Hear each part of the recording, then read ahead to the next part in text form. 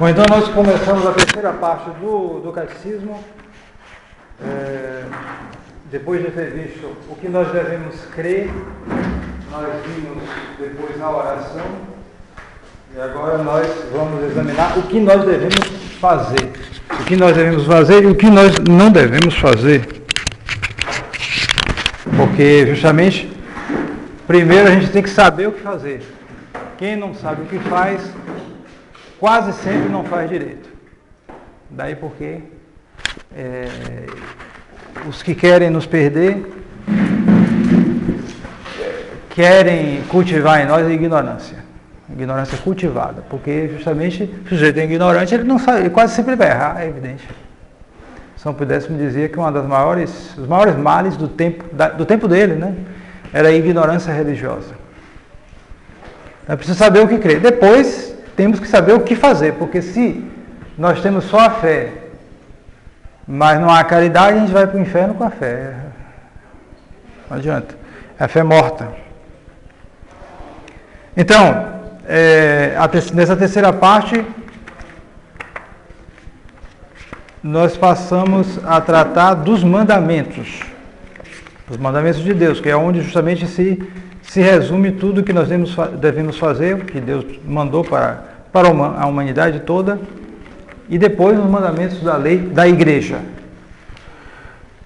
Capítulo 1 dessa terceira parte.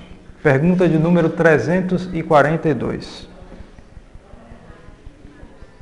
Então, se pergunta qual é a terceira parte, já foi dito. Depois, se enumera os 10 mandamentos que nós aprendemos de cor no catecismo, né?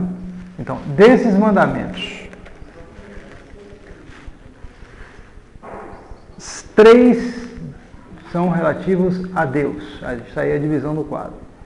E 7 relativos a nós e ao próximo. Os 3 primeiros são relativos a Deus. Sempre primeiro Deus. Primeira coisa que a gente tem que considerar. E depois, nós mesmos, o próximo, mas tudo precede sempre a consideração de Deus. Assim também o Pai Nosso, como a gente viu, né? Mesma coisa. Primeiro se fala de Deus, se pede a Deus, as coisas de Deus, depois nossas coisas. Pergunta do número 344. Por que tem esse nome os mandamentos da lei de Deus? Porque foi o próprio Deus que os gravou na alma de todo homem, os promulgou no Monte Sinai, na antiga lei, esculpidos em 2 tábuas de pedra, e Jesus Cristo os confirmou na lei nova. Então, o episódio é conhecido, ele está narrado em Êxodo, capítulo 20, versículo 1, e também no livro do Deuteronômio, capítulo 5. Quer dizer, nosso Senhor chamou Moisés para o Monte Sinai e lá ele promulgou estes mandamentos. Esses mandamentos, eles são da lei natural, eles são gravados no coração. Ocorre que, pela corrupção humana, muitas vezes se perde a noção deles, a noção clara deles. E as pessoas se entregam ao vício de tal maneira, né, que acaba havendo um obscurecimento, não total, mas há um obscurecimento. Né. Então, foi necessário que na pedagogia de Deus, né, nosso Senhor escolheu um povo, e para esse povo escolhido, ele promulgou esses mandamentos. O senhor falou em lei natural mesmo? Sim, a lei natural justamente é essa lei que está gravada em nós, certo? Qualquer ser humano chegando ao uso da razão, ele começa a perceber isso. Os primeiros princípios da ação prática. O primeiro deles é que nós devemos fazer o bem e evitar o mal. Todo mundo sabe disso. Agora, o que é o bem e o que é o mal? Aí, então, essa especificação é justamente esses mandamentos da lei natural. Agora, nem sempre é muito claro, mas as pessoas vão percebendo isso. Então, você sabe que cada um tem as suas coisas, a propriedade, não se deve tomar do outro, não se deve tirar a vida do outro, certo? Então, esses mandamentos estão gravados no coração da gente. Porém, isso pode se obscurecer. Com a corrupção humana, a pessoa pode não perceber isso claramente. Mas eles estão lá gravados. Então, aquele exemplo que eu dizia de Dom Marcel Lefebvre, que foi missionário com os africanos na África, selvagens, gente completamente bárbara, né, completamente primitiva. Então ele dizia que justamente com relação à castidade, sexto e nono mandamento, eles não percebiam claro isso. Já que eram muito bárbaros e as mulheres eram como se fossem propriedades. Você comprava a mulher, comprava, como que compra um animal, comprava a mulher, assim. Mas, quando um africano matava o outro, ele chegava e perguntava, você sabe que você fez uma coisa ruim? E ele fazia. Ele sabia. Ele sabia que ele tinha feito, porque ali era muito claro, você tirar a vida humana de outro. O africano sabia, pagão, selvagem, sabia muito bem daquilo. E, no entanto, matar um outro era uma coisa muito comum. Como, aliás, em todos os povos primitivos é muito comum. O senhor falou em Azteca, matava? Matava por raiva, por ódio. Por cerimônia? Por cerimônia. Aqui mesmo fizeram uma pesquisa, algum tempo atrás, nos índios. Fala o índio como bom selvagem, isso aqui, sei lá o quê. Fizeram uma pesquisa com o Chucarramãe, que é um povo indígena dos mais mansos, não é dos piores não. E descobriram que quase a metade já tinha cometido um homicídio. Quase a metade.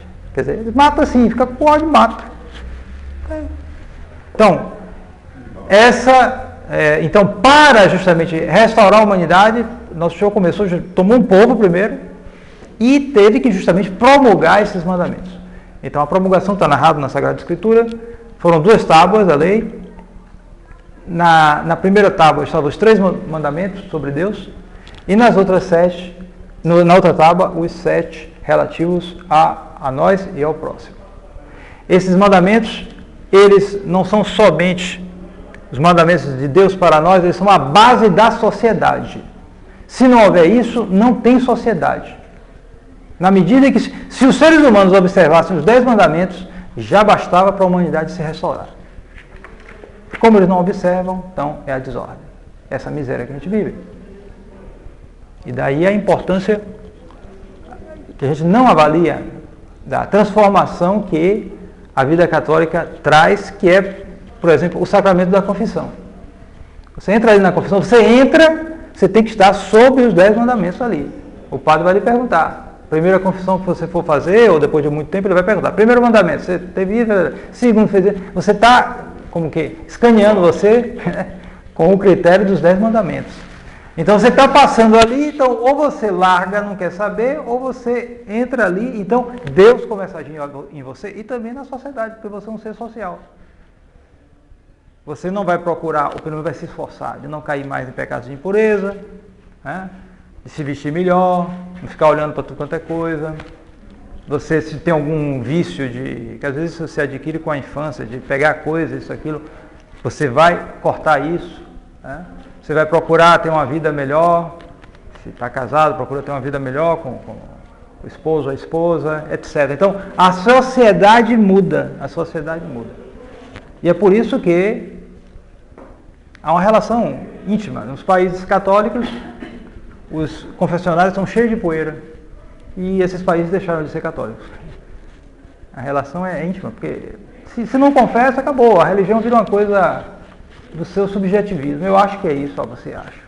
O outro acha, você vai na penitenciária, tem um bocado de ladrão e assassino achando que foi bom o que ele fez. Não se arrependeu não, está ótimo, fez aquilo. Às vezes ele roubou, está na cadeia, mas o dinheiro está guardado, está esperando ele sair. Não devolveu, como é que arrependeu? E assim por diante. Então, nosso Senhor promulgou esses mandamentos no Monte Sinai, em 2 tábuas. Mas qual foi a decepção? Quando Moisés desceu do Monte Sinai, o povo israelita estava lá adorando o bezerro de ouro.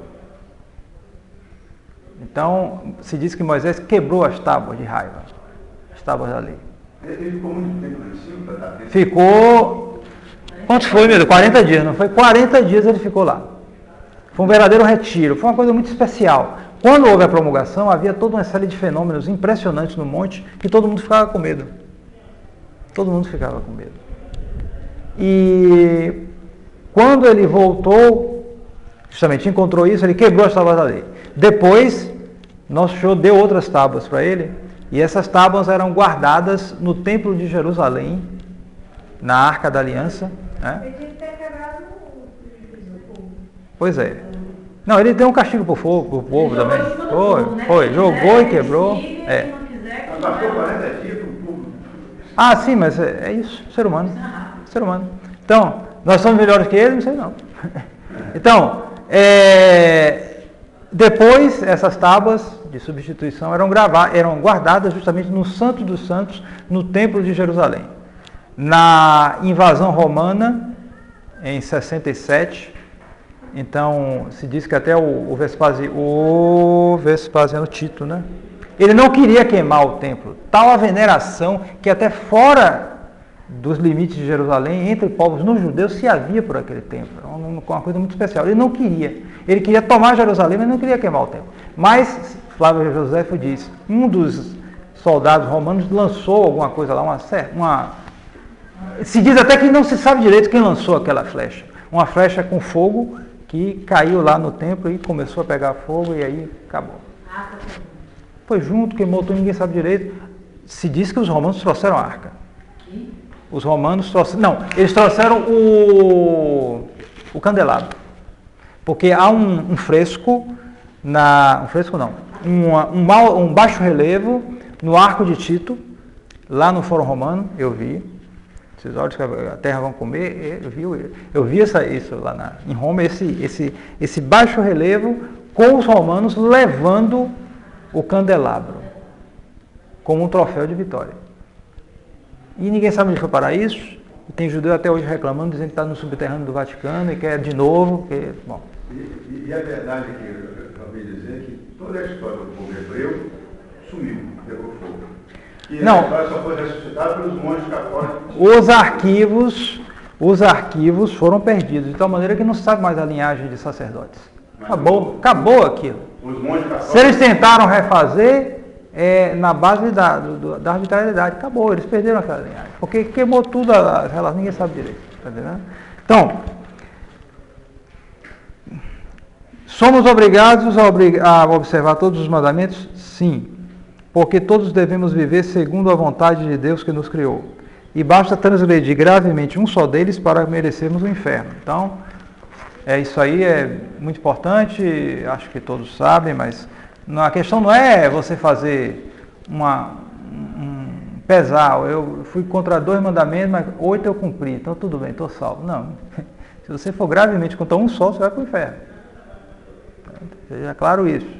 Não é a média que vai fazer se você vai passar ou não. A média é 7, então tem que pelo menos cumprir 7. Não, você tem que tirar 10, no sentido de que você não tem que transgredir gravemente nenhum. Gravemente.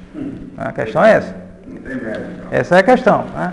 Então, podemos observar os mandamentos? Boa questão. Podemos observar os mandamentos da lei de Deus, porque Deus não nos manda nenhuma coisa impossível. E dá a graça para os observar a quem o pede devidamente. Daí porque, antes de falar dos mandamentos, se falou na oração. Porque sem a graça de Deus, isso é ensinamento da igreja, sem a graça de Deus não se pode cumprir todos os mandamentos. Se pode cumprir alguns mandamentos, mas não todos. Isso é muito importante porque às vezes se vê pagão que faz isso, faz aquilo. De fato, é verdade. É até possível que tenha havido, e parece que houve pagãos que observaram uma castidade perfeita durante toda a vida. Pagãos. Sem a graça de Deus. Observaram. Naquele tempo corrompido, mas houve gerações assim mais preservadas que viram a coisa e viram que os malefícios que decorrem dessas desordens, eles viram a coisa de inteligência, alguns eram muito capazes, então eles observaram isso, só que certamente não cumpriram todos os mandamentos. Não existem só os pecados contra a castidade, existem pecados de orgulho. Alguém pode cumprir uma coisa dessa, mas por orgulho, tem uma soberba e desprezar os outros, ou algo parecido, já está indo contra os mandamentos também, né? Então, só se pode cumprir todos os mandamentos com a graça de Deus. Daí a necessidade de rezar, de se pedir a graça do cumprimento dos mandamentos. O que se deve considerar em cada mandamento? Em cada mandamento deve-se considerar a parte positiva e a parte negativa.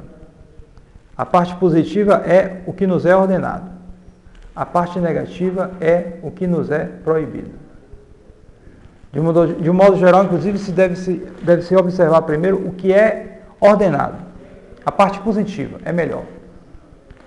Não se deve só observar o que nos é proibido. Então eu não posso fazer isso, não posso fazer aquilo, não posso fazer aquilo. Tem gente que elabora a sua vida espiritual baseado nisso. Só proibições, proibições, proibições. Em geral não funciona muito. É melhor ir mais pelo aspecto positivo. Eu tenho que praticar a justiça, a caridade. Tenho que fazer atos de fé. Tenho que praticar a virtude da castidade, por exemplo, que é uma virtude, algo que exige força de vontade muito grande para corresponder à graça de Deus. Um autocontrole muito grande. E esse autocontrole vai se espalhar em todas as outras coisas. No humor, nas situações difíceis, pelas quais a gente passa. Então, é muito mais atraente e muito mais eficaz praticar as virtudes do que se preocupar só em não fazer isso, não fazer aquilo, não fazer aquilo. Claro, se você praticar, você não vai fazer as coisas erradas. Você também tem que se lembrar desse aspecto negativo, é claro. Sobretudo se você está numa tendência de relaxamento. Mas o principal é praticar as virtudes. A parte positiva, o que nos é ordenado. Então, entramos agora no primeiro mandamento. Nos mandamentos que se referem a Deus. E o primeiro deles, nós sabemos, amar a Deus sobre todas as coisas. Pergunta de número 350. Por que disse o Senhor antes de ditar os mandamentos? Eu sou o Senhor teu Deus. Ele disse isso para que saibamos que Deus, sendo o nosso Criador e Senhor, pode mandar o que quiser. E nós, criaturas suas, somos obrigados a obedecer-lhe. Que nos ordena o primeiro mandamento, amar a Deus sobre todas as coisas. Deus nos ordena que o reconheçamos, adoremos, amemos e sirvamos a Ele só, como nosso soberano Senhor. Como se cumpre esse primeiro mandamento? Cumpre-se com o exercício do culto interno e externo. O que é o culto interno? O culto interno é a honra que se presta a Deus só com as faculdades da alma, isto é, com a inteligência e com a vontade. O que é o culto externo? O culto externo é a homenagem que se presta a Deus por meio dos atos exteriores e de objetos sensíveis. Pergunta de número 355. Não basta adorar a Deus interiormente só com o coração? Não basta isto, mas é necessário adorá-lo também exteriormente, pois com a alma e com o corpo juntamente, porque Ele é Criador e Senhor absoluto de uma e de outra. Não adianta dizer, eu creio em Deus, eu amo a Deus, pronto, o problema é pensar nisso. Não, você tem que praticar, porque se Deus existe e Ele mandou tais e tais coisas, se você o ama, você vai cumprir o que Ele diz. Então você deve ir à missa nos domingos. Então, deve prestar o culto devido a Deus. Aquele culto que é agradável a Deus. Você deve ir. Isso é um ato externo. Você está agindo com o seu corpo e sua alma. Porque nós somos um composto indissolúvel de corpo e alma. Todos os nossos atos são feitos através do corpo. Indiretamente passa. Mesmo que a gente não perceba, claro. E há atos que mais claramente se exercem assim. Então, se eu vou me ajoelhar, é um ato externo, eu faço com o meu corpo. Esse ato é feito para adorar a Deus. Claro que quem primeiro adora é minha alma, quer dizer, minhas faculdades superiores, vontade, a inteligência. Porém, eu me sirvo do corpo. Claro, porque esse corpo faz parte de mim.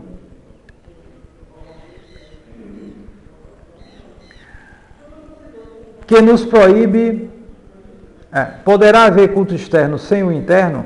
Não pode haver de forma alguma o culto externo sem o interno, porque aquele desacompanhado deste fica privado de vida, de merecimento e de eficácia, como o corpo sem alma. Esse cuidado que a gente tem que tomar também, porque há pessoas que têm hoje predomina esse aspecto interno, subjetivismo, isso, aquilo, mas pode haver também uma tendência contrária, daquele que começa a se exercer nas coisas do culto, mas faz aquilo mecanicamente.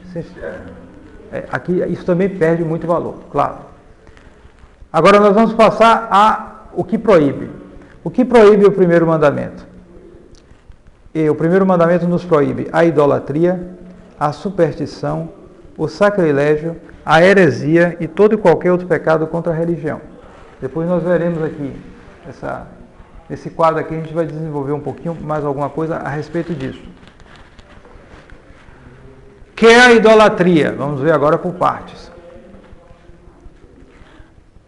A idolatria é prestar a alguma criatura, por exemplo, a uma estátua, a uma imagem, a um homem, o culto supremo de adoração devido só a Deus. Pergunta de número 359. Como está expressa na Sagrada Escritura esta proibição? Está expressa naquelas palavras: não farás para ti imagem de escultura, nem figura alguma de tudo o que há em cima no céu e do que há embaixo na terra. E não adorarás tais coisas, nem lhes prestará culto. Proíbem estas palavras toda espécie de imagens, não por certo, mas só as das falsas divindades, feitas com o intuito de adoração, como faziam os idólatras. E tanto isto é verdade que o próprio Deus deu ordem a Moisés para fazer algumas, como as 2 estátuas de querubins que estavam sobre a arca, e a serpente de bronze no deserto. Justamente, o nosso show deu ordem para fazer imagem porque a questão não era a imagem em si, mas era o culto que nós prestamos à imagem. O culto que se presta às imagens católicas se dirige a Deus. A imagem é só um instrumento. Não é o objetivo ali. Não é aquela coisa que é deificada, mas simplesmente ela é um instrumento para que nossa adoração vá a Deus. Para que nossa veneração vá aos santos. Pergunta de número 361. Que é a superstição? A superstição chama-se toda e qualquer devoção contrária à doutrina e ao uso da igreja, bem como o atribuir a uma ação ou alguma coisa uma virtude sobrenatural que ela não tem. Que é o sacrilégio? O sacrilégio é a profanação de um lugar, de uma pessoa ou de uma coisa consagrada a Deus ou destinada ao seu culto. Que é a heresia? A heresia é um erro culpável da inteligência, pelo qual se nega com pertinácia alguma verdade de fé. Não se trata de um erro meio que a pessoa não sabe, ou porque a pessoa se atrapalhou na hora. Há uma brincadeira que diz que todo padre novo tem direito a 3 heresias na pregação. Evidentemente, a heresia aí no sentido de que ele pode se enganar na hora de dizer uma coisa e se atrapalhar. Ele está começando, ocorre. Então, diz uma coisa, soltou lá uma coisa. Então, se diz que ele tem direito, entre aspas, né, a 3 heresias na pregação, porque ele pode se enganar. Mas, evidentemente, isso não é heresia propriamente dito, porque heresia inclui a pertinácia, ou seja, ser pertinaz. E mesmo a pertinácia depende também de certas coisas. Por exemplo, a gente não pode logo, mesmo que uma pessoa diga uma heresia com pertinácia, dizer que ele está fora da igreja, está excomungado, não sei o que. Vamos com calma. Para a pessoa sair da igreja é preciso ser excomungada, normalmente é preciso uma sentença. E essa pertinácia tem que ser constatada, tem que ser uma coisa assim tão simples. Tá vendo? E já houve casos. Houve até um caso de um papa no século XV, João 22. Ele falou lá numa pregação, não foi num documento oficial, numa pregação. Ele soltou lá uma coisa errada a respeito da sorte das almas depois da morte. Falou lá uma coisa errada lá. E ele defendeu com certa pertinácia isso. Mesmo depois a pessoa, não, mas que besteira que o senhor disse aí, santidade. Ele, não, se arrependeu no fim da vida. No fim da vida ele realmente eu estava errado.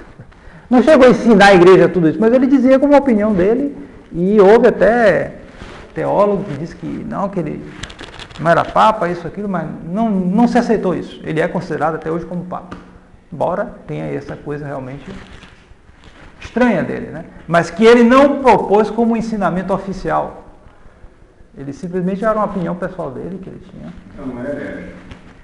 Bom, ele não, mesmo porque a gente sabe que não é, porque ele se arrependeu no final da vida. Ele acabou retirando. Mas aquilo era a heresia que ele dizia. Certo? Mas ele não ensinava isso assim claramente.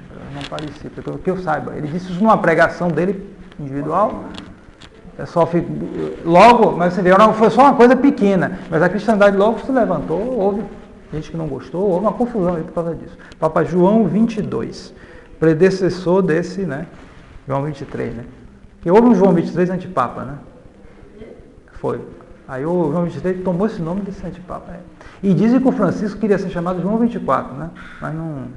Depois disseram para ele ser chamado Francisco, aí ele tá... É o que dizem, né? Bom. Então, que mais coisas proíbe o primeiro mandamento? O primeiro mandamento proíbe também todo o comércio ou trato com o demônio e o filiar-se às seitas anticristãs. A pessoa entra na maçonaria. Está indo contra o primeiro mandamento. Uma pessoa que pratica atos de magia está indo contra o primeiro mandamento. Há graus nisso, mas é sempre algo que é gravemente contra Deus.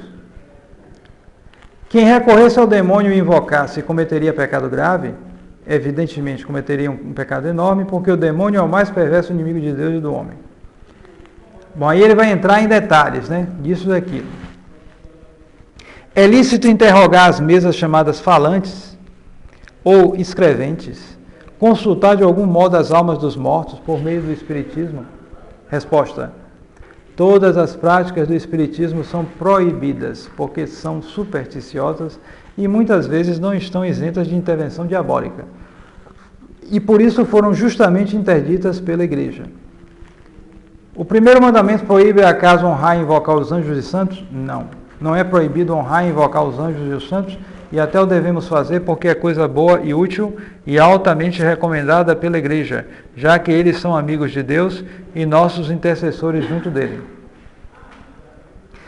Sendo Jesus Cristo nosso único mediador junto de Deus, falei isso um pouco hoje na pregação, porque recorremos também à intercessão da Santíssima Virgem dos Santos.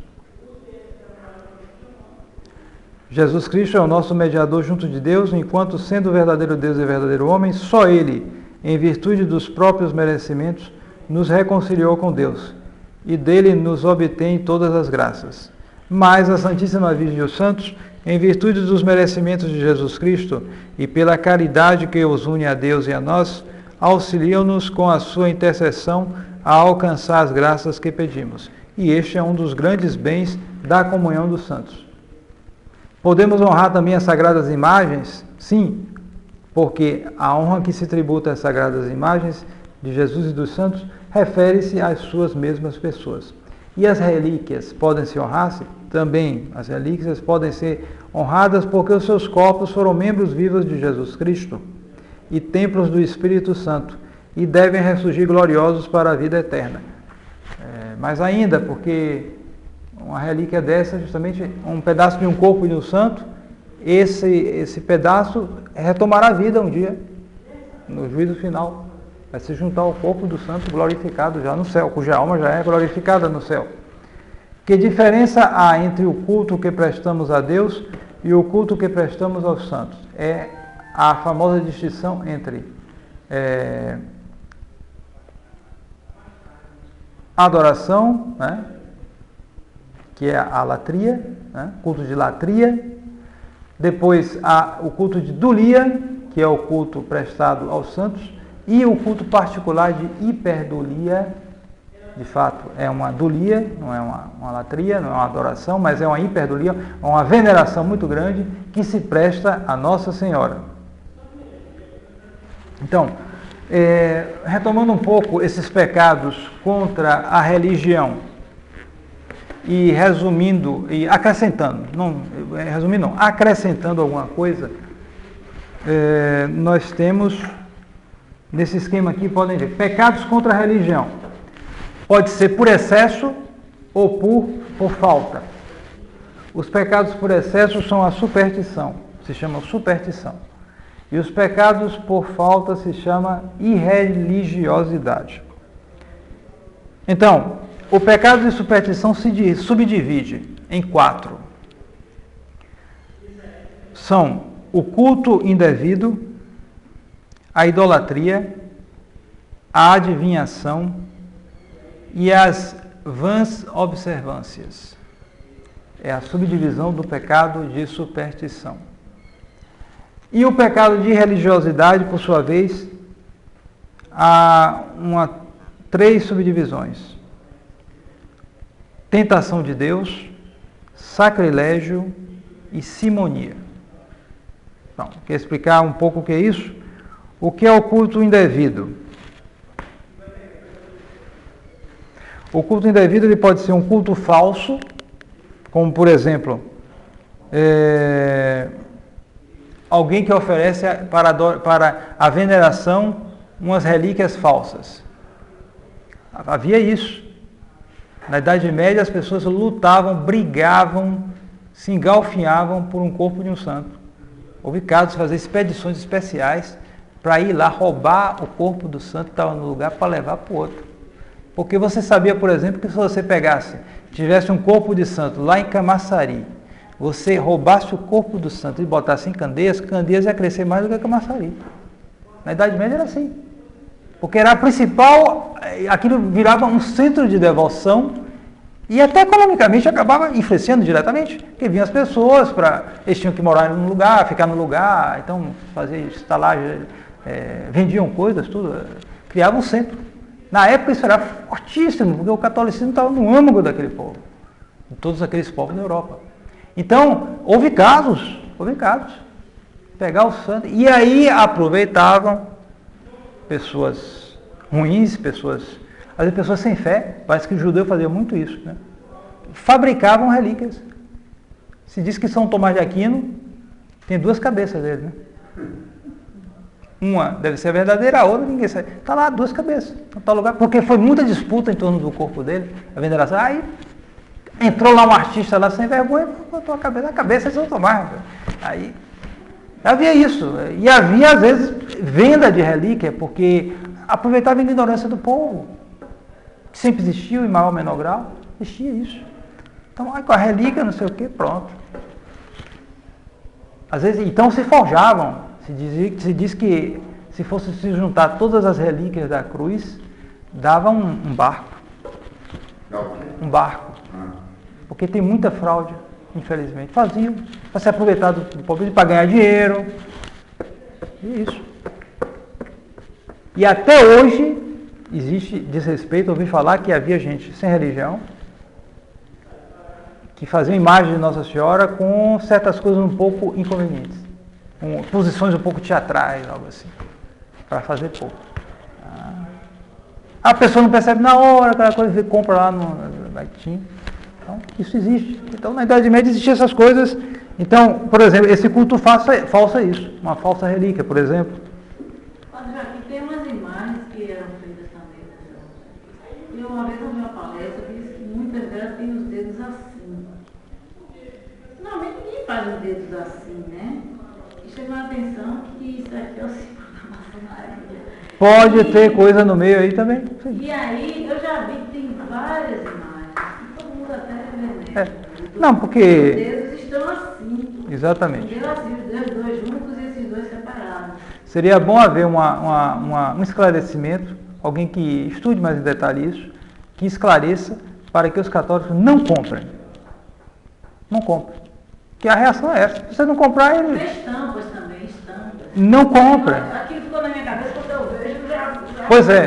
Pois é, não comprem isso. Porque você está dando dinheiro para esse pessoal que está ganhando dinheiro em cima disso. Mas por que eles fariam isso? Isso pode ter sido. Ou eles fazem como uma espécie de culto ao demônio. Pode ser pessoas que dão um culto ao demônio. Mas como se for vender a imagem do demônio, não vai dar muito dinheiro, né? Ele vende de santo, mas vende assim. Algumas coisas. Exatamente. Já faz. Pode ser. Não sabe. Da parte dele é boa fé. Mas evidentemente isso, você pode não dar dinheiro a um sujeito ruim. Mal é dar dinheiro para quem não... Justamente. É claro, sabendo a pessoa deve procurar para evitar esse mal. Porque não vai passar nada de ruim através daquilo, né? Não, se benzer a imagem, tudo bem, mas sempre tem alguma coisa inconveniente. O outro tipo de culto indevido é o chamado culto supérfluo. O culto supérfluo é aquele que se tributa a Deus de um modo não aprovado pela igreja ou alheio aos seus costumes. É, em geral, uma singularidade. Alguém, por exemplo, que faz uma penitência razoável durante a quaresma, não come carne na quaresma, tudo bem, o costume da igreja. faz um jejum na sexta-feira santa, assim, razoável. Agora eu vou fazer um jejum de pão e água, pesado mesmo, no dia da Páscoa. Quer dizer, não tem sentido. Eu não entendi, ele não faz... Alguém, por exemplo, que faz um jejum, faz prática de penitência, agora o principal vai ser no dia da Páscoa. Aí que ele vai fazer um jejum a pão e água. É ridículo, não tem pé na cabeça você fazer jejum no dia da Páscoa. Porque todo mundo sabe que no dia da Páscoa o jejum se interrompe. Não precisa também se empanturrar, mas você pode comer normalmente, até fazer uma coisa especial, tudo no dia da Páscoa. É normal isso, sempre foi costume da igreja. Então alguém que inventa, não, vou fazer uma penitência agora que nunca ninguém fez, nem santo. Vou fazer um jejum a pão e água no dia da Páscoa. É uma vã observância. Já é um orgulho, né? Em geral é a cabecinha um pouquinho, né? Já houve, não nada, tem gente para tudo, deve ter havido casos desse aí, fazer isso fora do costume, todo mundo, então eu faço diferente, algo assim. Não. E essas flagelações, autoflagelações? Essa flagelação sempre foi algo que existiu na igreja, só que houve sempre os que exageram, que fazem coisa um tanto. A igreja contra isso? Depende das circunstâncias. Pode haver circunstâncias em que haja exageros e a igreja... É por isso que havia o Santo Ofício. O Santo Ofício tinha essa função. Porque, sobretudo no mundo católico, havia esses desvios. Porque você sabe que sempre houve gente um pouquinho, né? Tantanzinho. Então,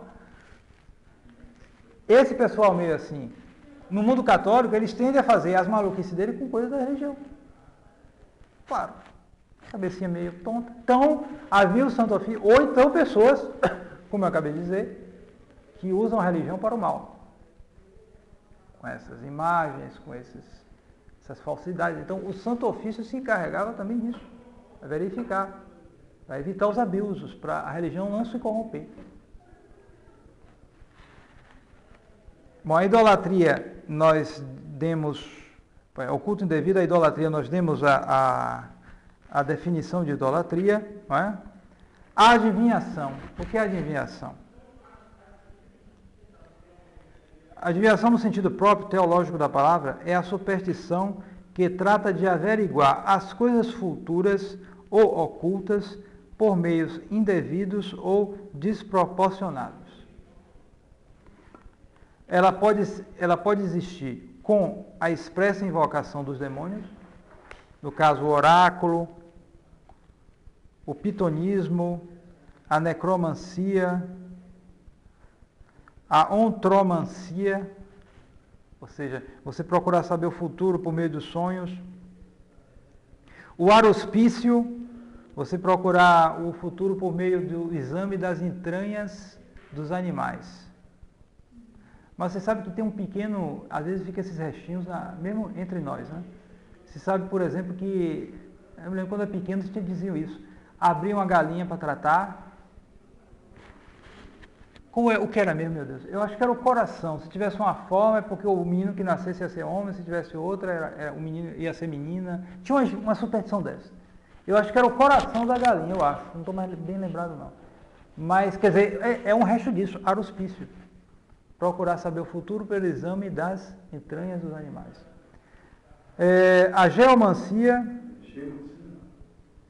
por figuras que aparecem na terra, hidromancia, a aeromancia, a piromancia, por figuras no fogo, assim por diante. Ou então essa adivinhação pode ser sem a expressa invocação diabólica. É o caso da astrologia, o movimento dos astros, né? O auspício, o voo das aves, né? O augúrio, pelos cantos dos pássaros, está de um jeito, isso tem, né? Negócio. Augúrio é o povo diz agouro, né? Quer dizer, aqui mesmo tem umas aves noturnas, que elas têm isso, tem uma mesmo que chama o quê? Vó da Lua, ela canta assim, é um negócio meio estranho, então o pessoal diz aí que é mau agouro, passar aqui, já tem um negócio, passa aí toda hora, bichinho, não faz nada não, bichinho de nada, quando você vai ver esses bichinhos, que bobinho, sabe? Mas o pessoal tem isso, é um pouco isso, canto dos pássaros. Agouro, chama de agouro, né? Outra parte que diz que você está na casa que a pessoa volta. Sim, tem isso também. O voo do pássaro, o canto, aí diz isso. Superstição. Tudo isso, eu estou dando aqui essa distinção, porque isso existe em tudo quanto é parte do mundo. Número 13. Um número, isso, aquilo. Assim vai descarta. O homem, por algo fortuito que se apresenta de improviso. Por exemplo, um enterro. A quiromancia, observando as mãos, né? Fisiognomia, pelo rosto ou semblante. O sortilégio, jogando sortes. Além da adivinhação, aí várias coisas aí, eu estou só discriminando algumas. Existem as vãs observâncias. O que é a vã observância? É o uso de meios desproporcionados para obter um efeito em si mesmo natural. É diferente da adivinhação, porque a adivinhação você quer saber o futuro. É algo que não está na sua mão. A vã observância, você quer obter algo natural, mas com meios desproporcionados. É o caso, por exemplo, pode ser, por exemplo, a arte notória, que tem como objetivo adquirir repentinamente a ciência sem trabalho nenhum e por meios inadequados.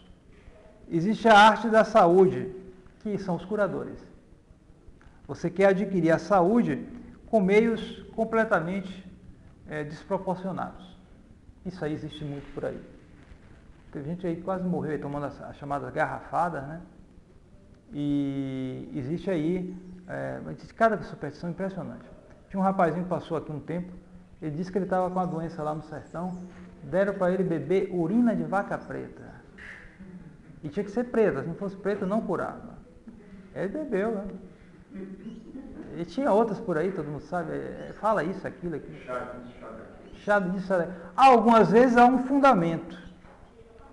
Às vezes essas coisas têm um fundamento real, mas eles exageram e aí serve para tudo. Esquece o fundamento. Esquece o fundamento. Acaba corrompendo. Às vezes tem um fundamento real, mas eles usam aquilo para tudo quanto é coisa. E tem também a observação dos acontecimentos, conjecturando coisas boas ou más por qualquer acontecimento fortuito. Você faz uma conjectura que vai ocorrer uma coisa ruim porque aquilo ali ocorreu alguma coisa. Quebrou uma taça de vidro, uma coisa assim, você vai ter, isso aí é coisa ruim que vai acontecer, coisa parecida. É a chamada vã observância. Garfo cai no chão, aí eu vi. Há várias coisas aí que... Mas o mais espalhado justamente são essas artes de saúde aí, né? Que de curador, isso, aquilo. Tem uma série de coisas que não tem proporção, mas que se toma isso como algo que vai curar isso. Eu nunca vi não, mas essas benzedeiras, o que é isso aí? As benzedeiras, justamente, as que vão dar uma espécie de superstição, as que dão uma benção para isso, para aquilo, aquilo outro, e a pessoa fica boa. Então eu gosto, por exemplo, de pegar um raminho de alguma coisa lá, não sei qual é, arruda, né, eu acho. Aí começa a bater, aí depois que bate, fica seco, bateu tanto, ficou seco, né? Aí diz que o fluido passou para a planta, aí pronto, vai melhorar a pessoa que passou para ti. Isso aí está cheio no Brasil. Está cheio no Brasil porque justamente é fruto da ignorância religiosa misturado com esses cultos falsos, aí, religiões falsas, aí, pagãs, etc. Mas nisso aí, atenção, nessas coisas, o demônio sempre mete a pata aí. Porque você abre a janela, tá entendendo? Você está fazendo uma coisa errada, é uma superstição. Então, na medida que a pessoa tem mais ou menor consciência, mais ou menos maliciosa, o demônio pode estar entrando aí. Pode entrar aí.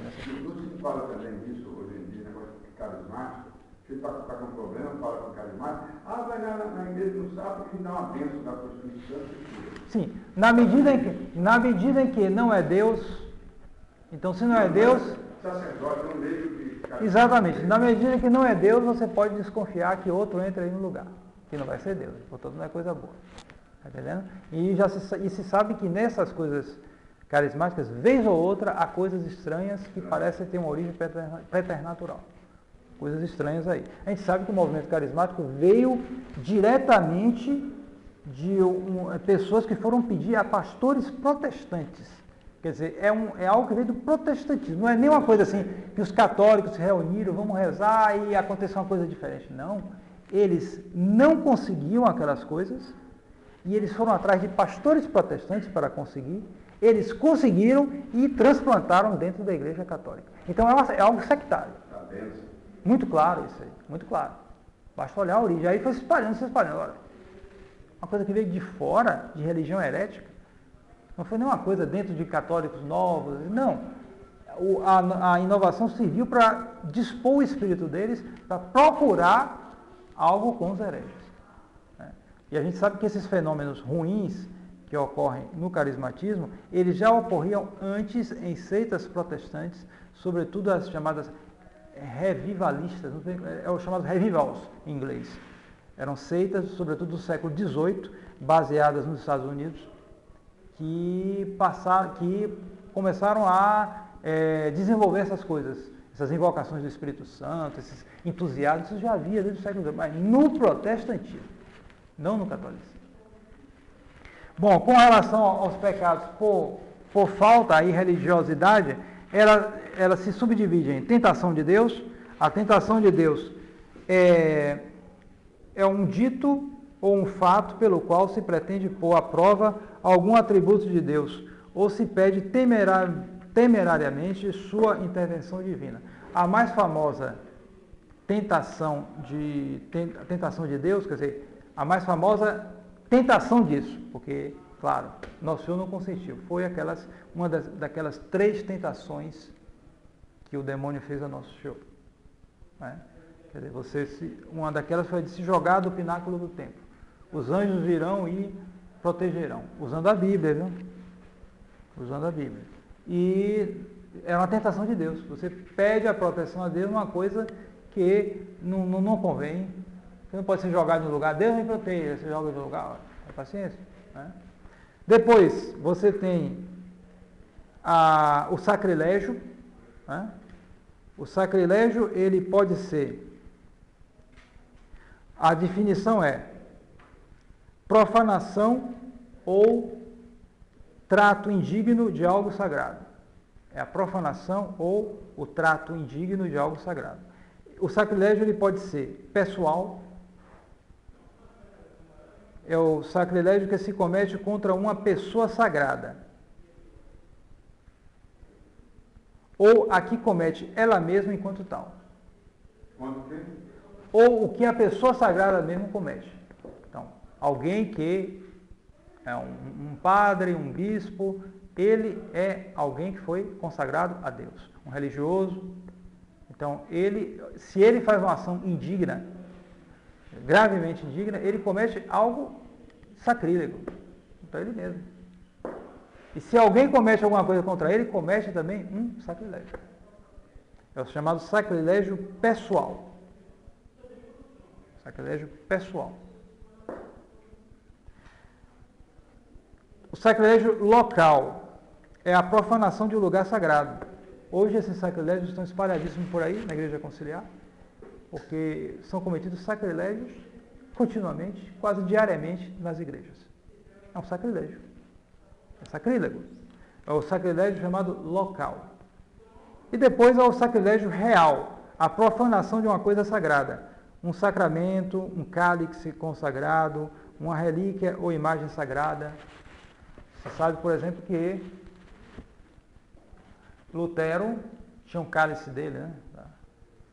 Ele usava para as coisas erradas dele, né? Para os cultos falsos dele, né? E esse cálice, ele depois foi parar na mão de Gambetta. Que era Gambetta?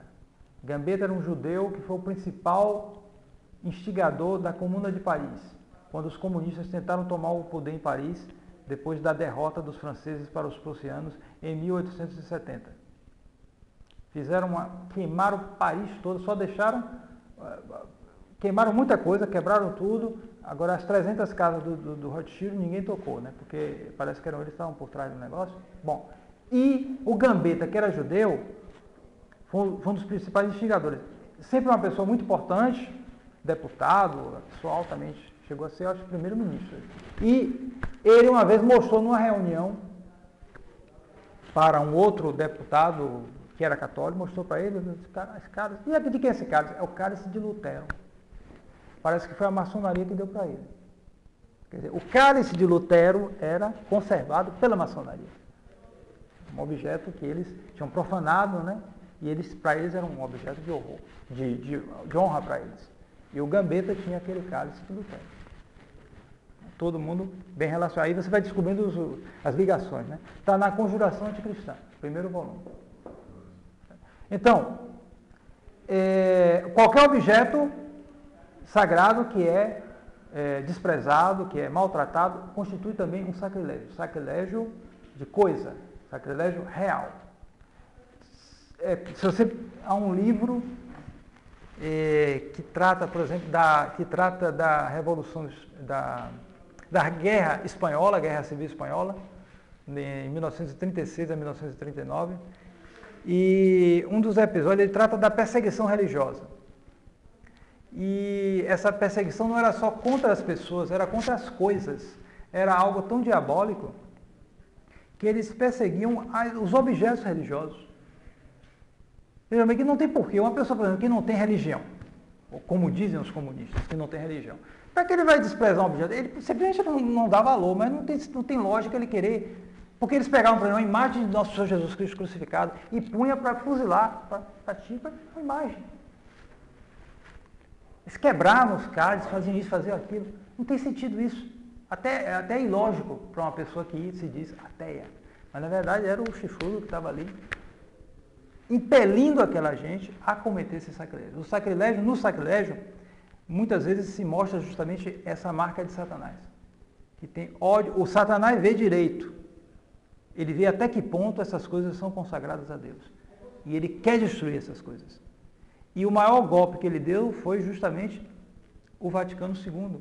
Porque depois do Vaticano II, os próprios padres começaram a destruir suas próprias igrejas. Tinha padre que chegava numa igreja antiga e tirava todos os altares laterais. Quebrava tudo. Quebrava tudo. Vendia tudo. Dizem que encontraram até um corpo de santo incorrupto em lojas de antiguidade. Foi. Dizem que encontraram isso. A ponto de o próprio patrimônio histórico intervir às vezes, porque não, vocês estão acabando com o patrimônio histórico, a gente vai ter até dificuldade com o turismo depois, tudo, porque estão tirando tudo. Quer dizer, eles conseguiram, com o engano da obediência, da primavera da igreja, sei lá o quê, da abertura, isso, conseguiram que os padres fizessem sacrilégios, assim, facilmente. Foi um golpe mais eficaz do que antes as revoluções, isso aqui. A própria igreja se destruía por ela mesma.